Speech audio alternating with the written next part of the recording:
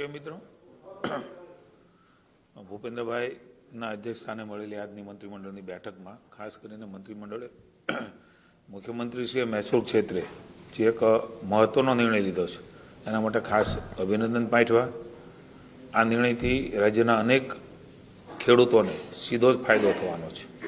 આપ સૌ પણ જાણો છો કે આ નિર્ણયથી જે જમીન હિગ્રાન્ટ કરી હોય કે કરવાને પાત્ર હોય પણ હિગ્રાન્ટ ન થઈ હોય તેવી જમીન સરળતાથી નિયમબદ્ધ થઈ શકશે અને જંત્રીના પ્રવર્તમાન જે ભાવ છે એના 20%થી કબજા હકની રકમ ભરીને આ પ્રકારે સરળીકરણ થવાનું છે।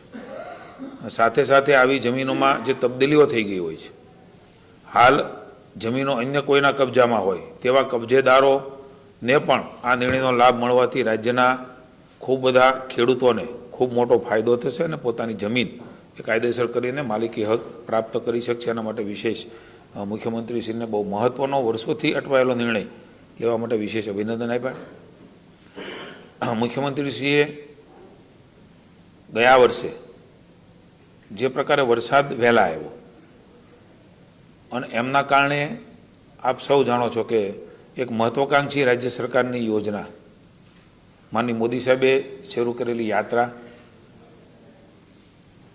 પાણી બચાવો, પાણીનો સંગ્રહ કરવો, જમીનમાં ઉતારવું, માનનીય મોદી સાહેબે એના માટેના અનેક બજેટો રાજ્યમાં મુખ્યમંત્રી હતા ત્યારે ફાળવવાના જે દેશમાં પણ કામ કરી રહ્યા છે। એ મહત્વાકાંક્ષી સુજલામ સુફલામ જળ અભિયાન એ આપણે પણ જાણીએ છીએ કે પાણી કોઈ કોઈ જગ્યાએ તળાવોમાં, કોઈ જગ્યાએ નદીઓમાં એ વરસાદ વધારે આવવાથી મોડે સુધી ક્યારેક ફેબ્રુઆરી ક્યારેક માર્ચ સુધી પણ ભરેલું હોય છે। આ વખતે માનનીય મુખ્યમંત્રીશ્રીએ આજે કેબિનેટમાં નિર્ણય લીધો છે, સૂચનાઓ આપી છે ચીફ સેક્રેટરીને કે સુજલામ સુફલામ જળ અભિયાન યોજના એ 21 ફેબ્રુઆરીથી શરૂ કરવામાં આવે, જેનો ફાયદો એ થશે કે જે પ્રકારે ક્યારેક વાતાવરણના કારણે વહેલો વરસાદ ગયા વર્ષે ખૂબ વહેલો આવી ગયો હતો તો એના કારણે આપણા તળાવો એ ઊંડા ઉતરી શક્યા નહોતા। એટલા મહત્વાકાંક્ષી જે યોજના છે 21 ફેબ્રુઆરીથી શરૂ કરવાનો નિર્ણય એ માનનીય મુખ્યમંત્રીએ સૂચના આપી છે અને એમાં પણ કેટલાક મહત્ત્વની બાબતો પણ ધ્યાને લીધી છે। 3જી માર્ચે હોળી હોવાના કારણે અને હોળાષ્ટક 24 ફેબ્રુઆરીથી બેસી જાય છે, એટલે જે પ્રકારે આમાં કામ કરવાવાળા શ્રમિકો છે એ શ્રમિકો પણ અન્ય રાજ્યમાં જતા હોય છે, હોળાષ્ટકના ઉત્સવોમાં હોય છે, એમના કારણે કે ગેપ ન પડે ને શરૂઆત થઈ જાય એ કારણથી આ શરૂ કરવાનો નિર્ણય, કારણ કે પછી પાછા આવે ને પછી શરૂ કરવામાં કોઈ વાર વરસાદ વહેલો આવી ગયો હોય તો જે સંગ્રહ શક્તિની મહેચ્છા છે એ પ્રમાણે કદાચ ન કરી શકાય। પણ મને કહેતા આનંદ છે કે આપ સૌને જણાવતા એ પણ ચર્ચાઓ થઈ છે કે 8 વર્ષમાં જળ સંગ્રહ એ સુજલામ સુફલામ જળ અભિયાન દ્વારા કેટલું પાણીનો સંગ્રહ એ આપણે કરી શક્યા છીએ। અમે તમને 8 વર્ષના આંકડાઓ આપવાના છીએ। 13,994 મિલિયન ઘન ફૂટ પાણીનો સંગ્રહ એ આપણે કરી શક્યા છીએ અને 207.67 લાખ માનવ દિન એટલે કે લાખમાં સંખ્યા છે એ ઉત્પન્ન થયેલી માનવ દિનની જે મજૂરી છે પણ 207 લાખ જેટલી થાય છે, એટલે લાભ પણ મળે છે શ્રમિકોને, પાણીનો સંગ્રહ પણ થાય છે, આપણું તળ ઊંચા આવવાનો ફાયદો પણ રાજ્યમાં રિસર્ચો થયા છે કે ગુજરાતના તળો એ પાણીના ઊંચા આવ્યા છે। એમાં આ મહત્વાકાંક્ષી યોજના એ આ વર્ષે ખૂબ વહેલા શરૂ કરવાનો નિર્ણય માનનીય મુખ્યમંત્રીશ્રીએ લીધો છે। એક રાજ્ય સરકારે જે પ્રકારે કામગીરી કરી છે, ખાસ કરીને મારો વિભાગ એમાં કૃષિ વિભાગને પણ વિશેષ અભિનંદન આપવામાં આવ્યા છે। ભારત સરકારના ડિજિટલ એગ્રીસ્ટેક પ્રોજેક્ટ હેઠળ ફાર્મર રજિસ્ટ્રેશન જે કરવાના હોય છે અને અંતર્ગત PM કિસાનમાં 75%થી ઉપર એ જો કરતા હોય તો એને વિશેષ કેટેગરીમાં કેન્દ્ર સરકાર લેતી હોય છે। એમાં KYC, જમીનની લેન્ડ રેકર્ડ તથા રજિસ્ટ્રેશનની કામગીરી હોય છે। કુલ 59 લાખ લાભાર્થીઓનું ફાર્મર રજિસ્ટ્રી પોર્ટલ ઉપર રજિસ્ટર કરીને ભારત સરકારને એની નોંધ લીધી અને જેથી ભારત સરકાર દ્વારા સ્પેશિયલ સેન્ટ્રલ આસિસ્ટન્ટ હેઠળ 206 કરોડ રૂપિયા એ સ્પેશિયલ આસિસ્ટન્ટ તરીકેની નાણાકીય ગ્રાન્ટ એ રાજ્ય સરકારને મળી છે। અને દેશમાં ચોથા ક્રમે આપણું ગુજરાત રાજ્ય આ કામગીરીમાં આવ્યું છે અને લગભગ આજના દિવસે 88% જેટલું કામ એ આ રજિસ્ટ્રેશનનું, ફાર્મરનું, આ પ્રોજેક્ટ હેઠળ PM કિસાનનું આ કામ અમારા કૃષિ વિભાગે પૂરું કર્યું છે. એની પણ વિગતવાર અહેવાલ આપ્યો ને મુખ્યમંત્રીશ્રીએ પણ એની સરાહના કરી છે.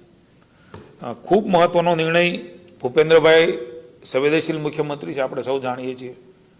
અવારનવાર એ કંઈક કોઈ સામાન્ય અરજદારને કોઈ ઓફિસોમાં જોઈ જાય, આપણા માધ્યમો સમાચારોના માધ્યમથી જોઈ જાય તો પણ વહીવટીતંત્રને સૂચના આપતા હોય છે કે આ ન થવું જોઈએ, આના માટેનું જે કરવું પડે. ઉલટાનું હું તો એમ કહીશ કે નેગેટિવ સમાચારો હોય વહીવટના, એડમિનિસ્ટ્રેશનના, એમાંથી પણ લઈને હંમેશા વિભાગોને કહેતા રહ્યા છે મુખ્યમંત્રીશ્રી કે આમાંથી જે છે સત્ય એ કરીને આપણે વહીવટીતંત્રમાં સુધારો કરીને પ્રજાહિતમાં નિર્ણય લઈએ.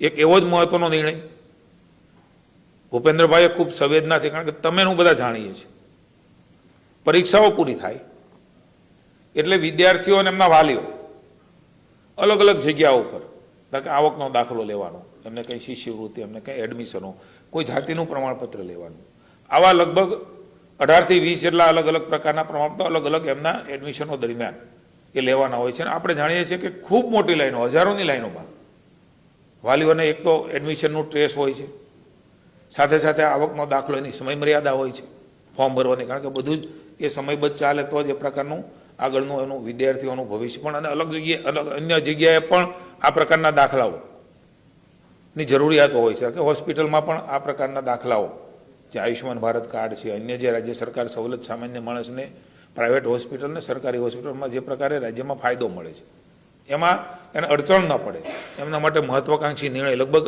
મારો અંદાજ છે ત્યાં સુધી 70 થી 80 લાખ વિદ્યાર્થીઓ, એટલે કે પરિવાર ગણાય, હજારોની સંખ્યામાં, લાખોની સંખ્યામાં અલગ અલગ જગ્યા ઉપર તાલુકા પંચાયત હોય, મામલતદાર હોય, આપણી રોજગાર કચેરીઓ હોય કે જાતિના પ્રમાણપત્રની કચેરીઓ હોય, આ બધી કચેરીઓમાં સરળતા એટલા માટે એમણે ચીફ સેક્રેટરીને સૂચના આપી છે કે આ વર્ષે તમે બધા જ અધિકારીઓ બેસીને આમાંથી સરળીકરણ કરીને ઓનલાઈન ફેસલેસ કેવી રીતે થાય એ માટેનું તાત્કાલિક કરો. ને 1 એપ્રિલથી આ નિર્ણય એ રાજ્ય સરકાર ફેસલેસ ઓનલાઈન આ બધા જ એમને પ્રમાણપત્રો મળી જાય. હાલાકી એમની જે વ્યવસ્થાઓ છે એમાં ગરબડી પણ ન થાય ને ખોટું પણ ન થાય, એના માટે જે કાંઈ નિયમ નાખવાનો હોય, રૂલ્સ નાખવાનો હોય, નાખીને પણ સામાન્ય માણસ હેરાન ન થાય એવો ખૂબ મહત્વાકાંક્ષી અને મોટો નિર્ણય એ સંવેદનશીલ મુખ્યમંત્રી ભૂપેન્દ્રભાઈએ સંવેદનાસભર નિર્ણયની પણ અધિકારીઓને કહ્યું છે. ને 1 એપ્રિલથી આ પ્રકારની વ્યવસ્થા રાજ્યમાં ગોઠવાઈ જશે. Thank you.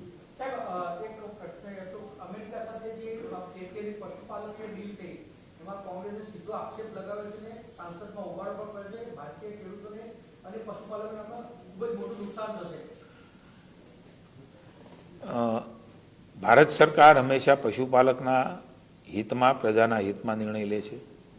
આપ મને કહો છો એટલા માટે કોંગ્રેસે હંમેશા આક્ષેપો કરવાનું કામ કર્યું છે. પરિણામે ભારતીય જનતા પાર્ટીની સરકારે આપ્યા છે. ને ક્યારેય પણ નરેન્દ્રભાઈની સરકાર એ પશુપાલક, ખેડૂત કે સામાન્ય જનતાનું અહિત થતું હોય એની સામે તો લડ્યા છે. મને કહેતા આનંદ છે કે આપણા આ મોદી સાહેબ છે, મોદીએ તો મુમકિન નહીં. દેશની અનેક પ્રકારની ચેલેન્જીસ વિકસિત દેશોની સામે ભારતનું હિત, ખેડૂતનું, કિસાનનું, સામાન્ય જનતાનું જ્યારે પણ મુશ્કેલી આવી છે ત્યારે ભારતના અને સામાન્ય લોકોના હિતના ભોગે ચેલેન્જીસ પણ ઉપાડી છે. હમણાં જ એનું આપણે ખૂબ મોટું ઉદાહરણ જોઈ રહ્યા છીએ. અમેરિકાનું જે ટેરિફ ઘટ્યું એ વખતે પણ માનનીય મોદી સાહેબે કહ્યું હતું કે ક્યારેય ભારતના હિત માટે કોમ્પ્રોમાઇઝ મોદી સાહેબ કરશે નહીં. એટલે કોંગ્રેસના જે કહેવું હોય કે નરેન્દ્રભાઈની સરકાર, ભારતીય જનતા પાર્ટીની સરકાર એ હંમેશા પ્રજાહિતના નિર્ણય લઈ રહી છે, પ્રજાહિતના ફાયદાના નિર્ણય લઈ રહી છે. માત્ર ચર્ચા કરી, વાતોમાં રહેવું, મીડિયામાં રહેવાનું કામ એ કોંગ્રેસનું છે, પણ હંમેશા નિર્ણયો એ પ્રજાહિતના જ એમાં થવાના છે. Thank you.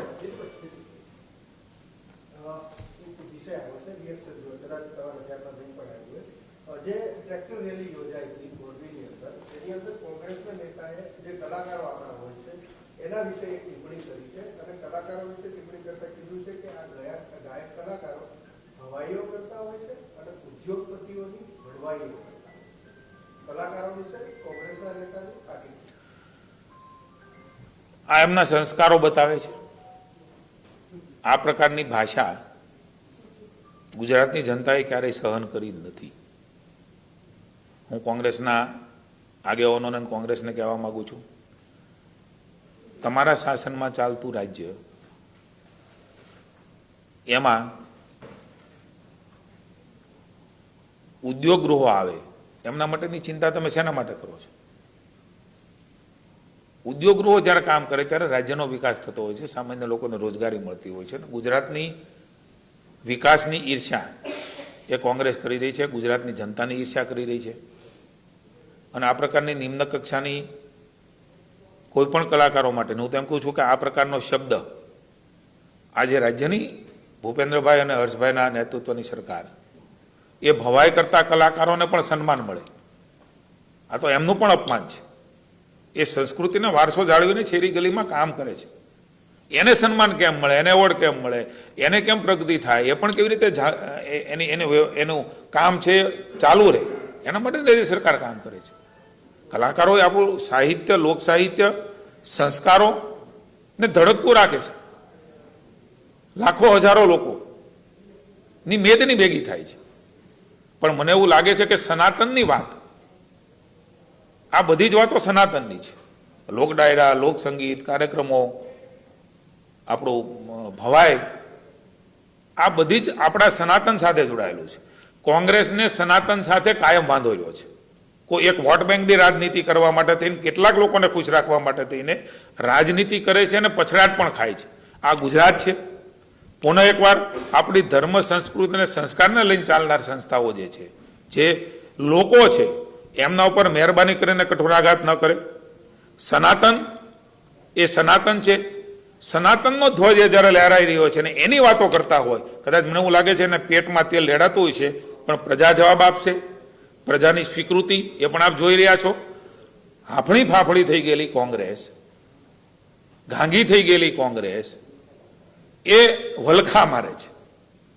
ઘડીક પહેલો મુદ્દો પકડશે, ઘડીક સરકાર સામે પહેલો મુદ્દો પકડશે, ઘડીક પહેલો મુદ્દો પકડશે. હું તમને કહું છું, આપ સૌ વિચક્ષણ લોકો છો, અત્યાર સુધીમાં હું બહુ લાંબુ નથી કહેતો, ખાલી 5 વર્ષ કહું, 30ના 30 લેવો તો 30 લેજો.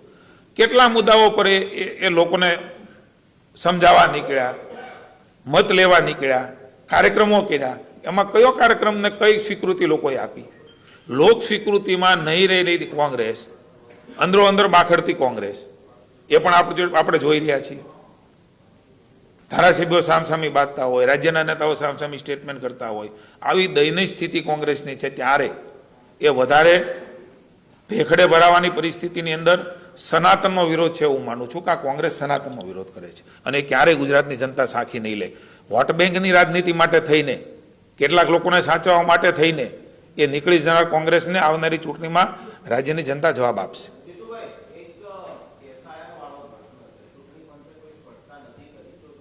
ચૂંટણી પંચ વતી તો હું સ્પષ્ટતા ના કરી શકું. ચૂંટણી પંચના પરિયોનો વિષય છે. ચૂંટણી પંચ